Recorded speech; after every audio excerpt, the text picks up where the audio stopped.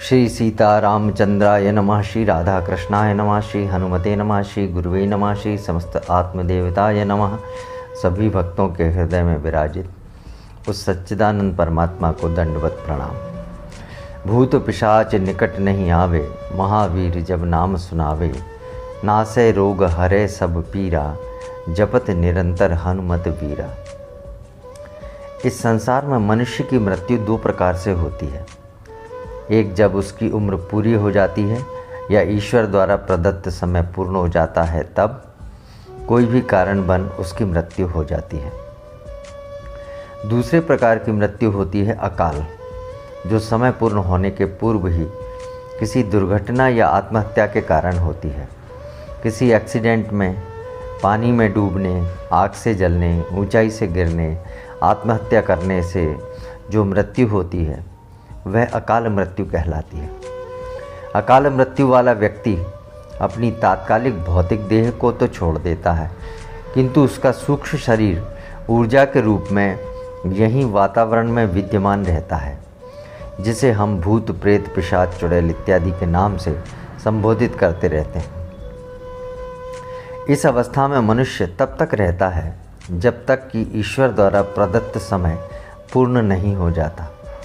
मान लीजिए किसी व्यक्ति की उम्र ईश्वर ने 60 वर्ष निर्धारित की है और यदि वह 40 वर्ष की उम्र में दुर्घटना में अपना स्थूल शरीर त्याग देता है, तो शेष 20 वर्ष उसे सूक्ष्म शरीर अर्थात भूत बनकर रहना होगा। 20 वर्ष के उपरांत ही उसका सूक्ष्म शरीर मुक्ति पा सकेगा। दरअसल जन्म और मृत्यु के बीच यह एक मध्यावधि तल है, जहां अकाल मृत्यु वाले एक निश्चित समय तक सूक्ष्म शरीर में ऊर्जा के रूप में विद्यमान रहते हैं। विज्ञान के विद्यार्थी जानते हैं कि लेज़र किरणों का निर्माण किया जाता है तो निम्न ऊर्जा स्तर तथा उच्च ऊर्जा स्तर के बीच एक और ऊर्जा स्तर होता है, जिसे मेटास्टेबल एनर्जी लेवल कहा जाता है। जिन इलेक्ट्रॉनों की ऊर्जा कम होती है वे यहाँ आकर ठहर जाते हैं। यही मेटास्टेबल एनर्जी लेवल सूक्ष्म जगत का संसार है, जिसे मनुष्य अपनी आँखों से नहीं देख सकता, और यही भूत प्रेत पिशाच इत्यादि का घर संसार है। मनुष्य का स्थूल शरीर से उतना डर नहीं लगता जितना कि उसको सूक्ष्म शरीर या सूक्ष्म ऊर्जा से डर लगता है। सूक्ष्म जगत का संसार मनुष्य के हृदय में सदैव भय उत्पन्न करता है। उसे अनजाने भय और होने वाली हानि से आशंकित करता रहता है, इसलिए वह सदैव इन शक्तियों से डरा हुआ रहता है।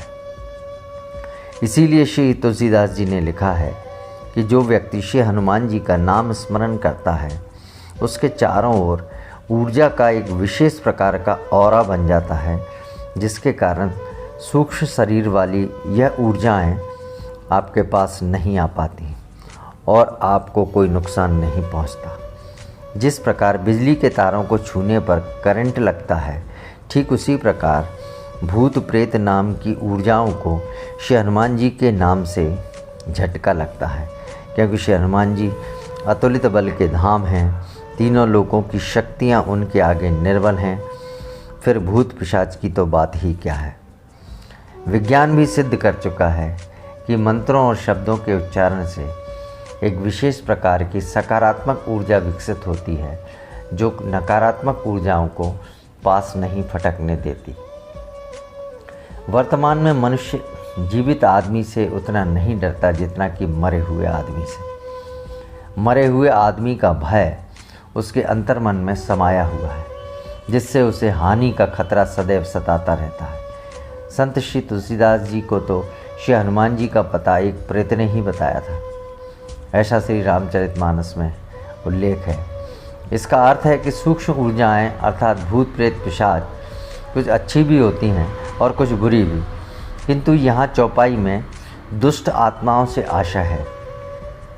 जो व्यक्ति श्री हनुमान जी की भक्ति भाव से पूजा करता है और उनका नाम जप करता है, उसके पास कभी भी दुष्ट आत्माएं पास नहीं फटकती और शरीर की सारी व्याधियां भी दूर हो जाती हैं। नासै रोग हरे सब पीरा। वर्तमान में हर घर में कोई न कोई व्यक्ति किसी न किसी रोग से पीड़ित है, चाहे वह शारीरिक हो या मानसिक। श्री हनुमान जी का तो व्यक्ति निरंतर जाप, ध्यान, भजन या मनन करता है, उसकी सारी व्याधियां नष्ट हो जाती हैं। नाशय का अर्थ जड़ मूल से पृथक कर देना है, समूल नष्ट कर देना है। असाध्य से असाध्य रोगों का वो श्री हनुमान जी दूर कर देते हैं, क्योंकि प्रथम तो वे भगवान शंकर का अवतार हैं, दूसरे वह बल, बुद्धि, विद्या, अष्टसिद्धि और 9 निधि के ज्ञाता और दाता हैं। इसलिए ब्रह्मांड में ऐसा कोई कार्य नहीं जिसे श्री हनुमान जी न कर सकें। फिर रोग तो एक साधारण कार्य है।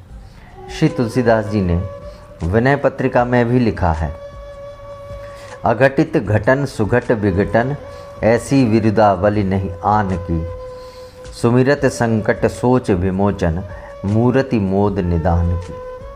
श्री हनुमान जी असंभव घटना को संभव और संभव को असंभव करने वाले हैं। ऐसा यश वाला संसार में कोई और दूसरा नहीं।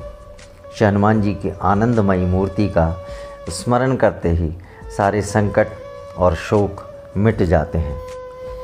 आचार्य श्री कहते हैं कि जो व्यक्ति निरंतर अबाध रूप से श्री हनुमान जी का भक्ति भाव से पूर्ण समर्पण के साथ नाम जप करता रहता है, उसके सारे रोग और सारी पीड़ा को श्री हनुमान जी हर लेते हैं।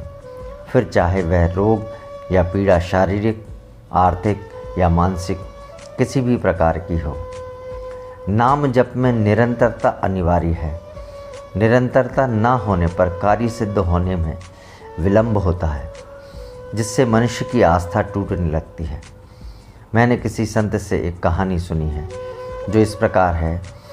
किसी अंधे व्यक्ति को एक कमरे में बंद कर दिया गया था, जिसमें 100 खिड़कियां और एक दरवाज़ा था। उस व्यक्ति को बाहर निकलना था। वह हाथ से छूकर खिड़कियों को देखता जाता, लेकिन जैसे ही वह दरवाजे के पास आता, उसे सिर में खुजली होने लगती और वह उस दरवाजे को छोड़कर पुनः खिड़की के पास आ जाता और उसे लगता कि इस कमरे में कोई दरवाज़ा है ही नहीं। ठीक यही स्थिति मनुष्य के साथ भी है। मनुष्य अपने निजी स्वार्थ के लिए ईश्वर का नाम जप करना चाहता है, करता भी है, किंतु जैसे ही उसका कार्य पूर्ण होने को होता है, ठीक उससे पहले उसे निराशा घेर लेती है और उसका विश्वास टूट जाता है। फिर वह कोई और ठौर ढूंढने लगता है। इसलिए संत श्री कहते हैं कि नाम जप में निरंतरता होनी चाहिए, क्रम नहीं टूटना चाहिए। आपका विश्वास दृढ़ होना चाहिए, इच्छा शक्ति मजबूत होना चाहिए। तभी आपके निकट ना तो भूत पिशाच आएंगे, अर्थात बुराइयाँ, वासनाएं आपके पास कभी नहीं फटकेंगी और ना ही कभी आपको शारीरिक और मानसिक कष्ट सताएंगे। और यदि आपके जीवन में कोई भी अभाव या दुख है तो श्री हनुमान जी उसे तुरंत ही दूर कर देंगे। इस कलयुग में श्री हनुमान जी ही एकमात्र ऐसे देव हैं जो मनुष्यों के सहायक हैं। वे सशरीर इस पृथ्वी पर माता सीता के आशीर्वाद से जन जन की पीड़ा हरने और प्रभु श्री सीताराम का चरित्र सुनने के लिए आतुर रहते हैं और उपस्थित रहते हैं। श्रद्धा भाव से जो व्यक्ति उनका स्मरण करता है, उसकी सहायता श्री हनुमान जी सदैव करते हैं। यही इन चौपाइयों का अर्थ है। शेष अगले भाग में। तब तक के लिए जय जय सिया राम, जय जय हनुमान।